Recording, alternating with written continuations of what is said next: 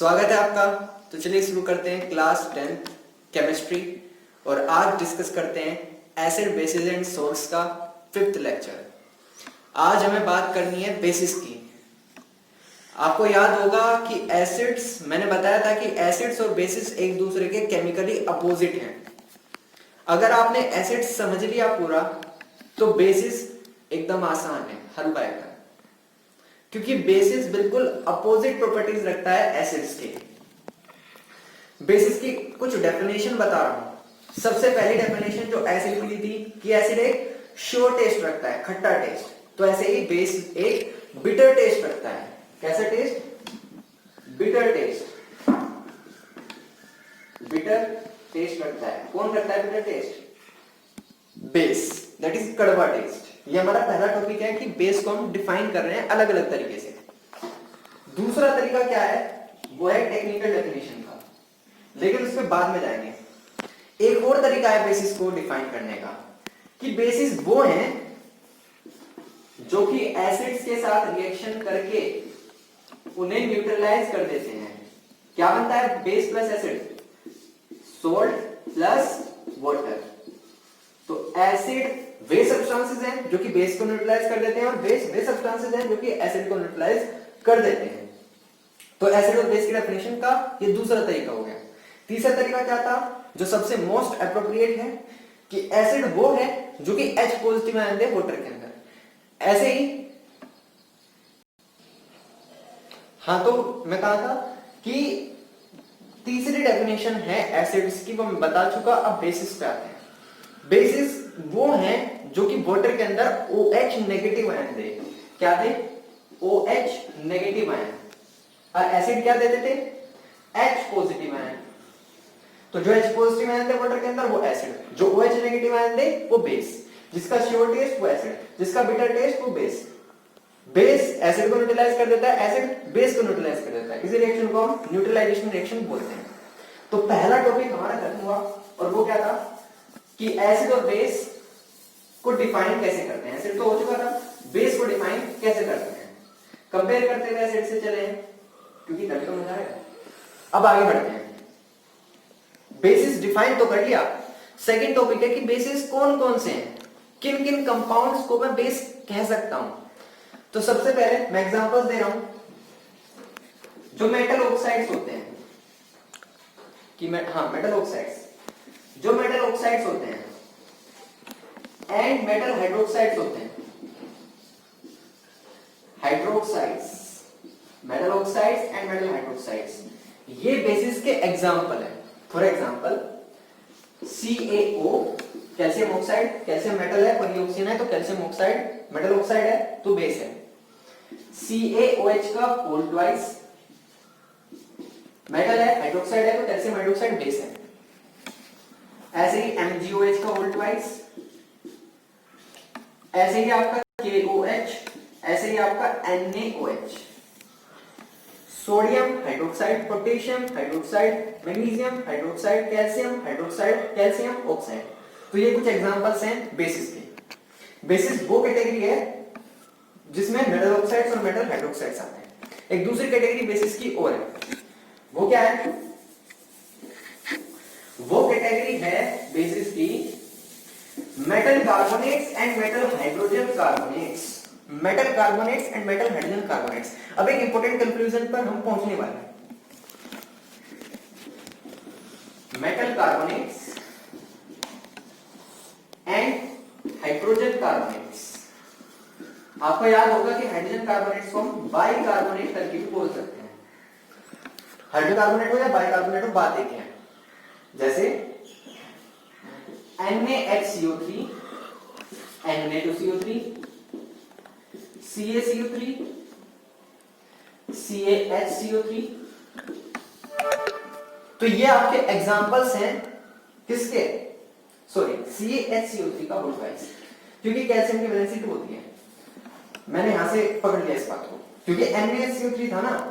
अब ये पूरा एक है, H और CO3 को अलग अलग मत लेना। सोडियम की वैलेंसी 1 है तो इस पूरे पर 1 है, इस पूरे की वैलेंसी 1 है तो सोडियम पर भी 1 है। अब कैल्शियम की पूरी की वैलेंसी 2 है तो यहां पर 2 होना चाहिए ना। इसकी तो वैलेंसी 1 है और यहां पर 1 है। तो अब एक इंपॉर्टेंट कंक्लूजन पर पहुंचते हैं, क्योंकि हमने पहले भी डिस्कस किया हुआ है मेटल कार्बोनेट्स और मेटल हाइड्रोजन कार्बोनेट्स को एसिड वाले पार्ट में। हमने पहले भी डिस्कस किया हुआ है मेटल ऑक्साइड्स को एसिड वाले पार्ट में। अब ये बेसिस वाले पार्ट में क्या कर रहे हैं, मतलब मैं तो सीधा ये बोल दिया कि ये बेसिस है, इसका मतलब कुछ तो बात है। यस, अभी जो रिएक्शन पढ़ी थी बहुत फेमस न्यूट्रलाइजेशन रिएक्शन, वही तो है। मैंने आपको बहुत चिल्ला के पहले पढ़ाया था कि अगर एसिड है और वो रिएक्शन करता है मेटल कार्बोनेट के साथ या बाइकार्बोनेट के साथ, तो क्या बनाता है, salt plus CO2 plus H2O, क्योंकि ये है बेस और इन दोनों ने एक दूसरे को कर दिया न्यूट्रलाइज। सर न्यूट्रलाइज तो कर दिया, तो सोल्ट प्लस वाटर बन के आना चाहिए था ना। ये CO2 कहां से आ गया, क्योंकि ये जो मेटल कार्बोनेट या मेटल बाइकार्बोनेट है, it is not a simple base like NaOH, KOH, these are simple bases। ये कॉम्प्लेक्स बेस है। इस मेटल कार्बोनेट के अंदर बेस छुपा हुआ है, जब ये टूटता है ना, डिकम्पोज होता है, तब बेस निकल के आता है इसमें से। ओके, तो ये बेस है लेकिन कॉम्प्लेक्स है, क्योंकि इसके अंदर बेस है, इसलिए वीक होते हैं। मेटल कार्बोनेट्स और मेटल बाइकार्बोनेट्स ये वीक होते हैं as compare to metal hydroxides, इनके मुकाबले वीक होते हैं, तो इसलिए यहां पर ये CO2 अलग से निकल गया। ओके, ऐसे ही मेटल ऑक्साइड्स अभी बताया कि बेस होते हैं, और हमने पढ़ी थी रिएक्शन की मेटल ऑक्साइड जब एसिड के साथ रिएक्शन करते हैं तो क्या बनता है, सोल्ट प्लस वाटर। तो है क्या ये न्यूट्रलाइजेशन रिएक्शंस की अलग अलग फॉर्म है, तो इसका मतलब न्यूट्रलाइजेशन रिएक्शन कोई एक टॉपिक नहीं है। तो हमने ये समझ लिया कि कौन कौन से बेसिस हैं। अब थर्ड टॉपिक की तरफ चलते हैं, और वो थर्ड टॉपिक क्या है कि what do you mean by alkalis. देखो, most of the bases are not soluble in water, ज्यादातर बेसिस वाटर में सोल्यूबल नहीं होते, केवल कुछ बेसिस हैं जो कि वाटर में सोल्यूबल हैं, जैसे sodium hydroxide NaOH, potassium hydroxide KOH, NH4OH ammonium hydroxide and CaOH का उल्टा कैल्शियम हाइड्रोक्साइड and MgOH का उल्टा मैग्नीशियम हाइड्रोक्साइड। ये कुछ बेसिस हैं जो कि वाटर में सोल्यूबल है, and those bases which are soluble in water are known as alkalis। उन्हें हम बोलते हैं alkalis, वे बेसिस जो कि सोल्यूबल होते हैं वाटर में। क्लास 10th में हम alkalis के बारे में ही डिस्कस करेंगे, क्योंकि इंपॉर्टेंस इनका खुद ब खुद बढ़ जाता है। क्यों बढ़ जाता है, क्योंकि ये वाटर सोल्यूबल है, और ज्यादातर रिएक्शंस आप देखते होंगे कि वाटर नहीं होती है, एक्वस में ही होती है। तो अगर आगे मैं कभी भी बेसिस बोलता हूं तो मेरा मतलब है इन एल्केलीज से। ओके, आगे से ध्यान रखना, बेस मींस एल्केली। तो ये हमारा था थर्ड टॉपिक। अब उसके बाद चलते हैं फोर्थ टॉपिक की तरफ, जो कि सिमिलर है बिल्कुल एसिड्स के। हमने देखा था कि एसिड्स क्या कॉमन रखते हैं, H पॉजिटिव आयन, ऐसे ही बेसिस क्या कॉमन रखते हैं, OH नेगेटिव आयन। सभी बेसिस OH नेगेटिव आयन रखते हैं। फॉर एग्जांपल NaOH वाटर में डालने पर Na positive plus OH negative देगा, ऐसे KOH K positive plus OH negative देगा। ऐसे कितने भी बेसिस ले लो, OH नेगेटिव आयंस मिलेंगे ही मिलेंगे। एक मिल सकता है, दो मिल सकता है, तीन मिल सकता है, लेकिन मिलेंगे OH नेगेटिव आयंस। तो सभी बेसिस के अंदर OH नेगेटिव आयन कॉमन है। तो यहां से डेफिनेशन बन गई कि बेसिस वे हैं जो कि OH नेगेटिव आयन के वाटर के अंदर।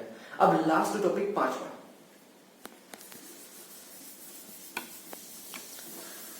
टॉपिक की तरफ हम चलते हैं। तो देखो, बेसिस दो टाइप्स के होते हैं, जैसे कि एसिड्स दो टाइप के थे, ऐसे ही बेसिस भी दो टाइप्स के होते हैं, strong bases and weak bases. वहां पे स्ट्रॉन्ग एसिड क्या था, स्ट्रॉन्ग एसिड वो था जो कि कंप्लीटली आयनाइज हो जाए और most large number of H positive ions थे। ऐसे यहां पे स्ट्रॉन्ग बेस क्या है, वो जो कि कंप्लीटली आयनाइज हो जाए और large number of OH negative ions दे। ऐसे ही वीक बेस को आप ले सकते हैं कंपैरेटिवली। एग्जांपल्स इंपॉर्टेंट है। स्ट्रॉन्ग बेस के एग्जांपल है NaOH एंड KOH, जबकि वीक में आ जाते हैं आपके magnesium hydroxide, calcium hydroxide, ammonium hydroxide etcetera. अब एक और बात कि जो MgOH का वोल्ट वाइज है, इसे हम बोलते हैं मिल्क ऑफ मैग्नीशिया। क्या बोलते हैं? Milk of magnesia. लिख रहा हूं मैं, इसे याद रखेंगे आप, मिल्क ऑफ मैग्नीशिया।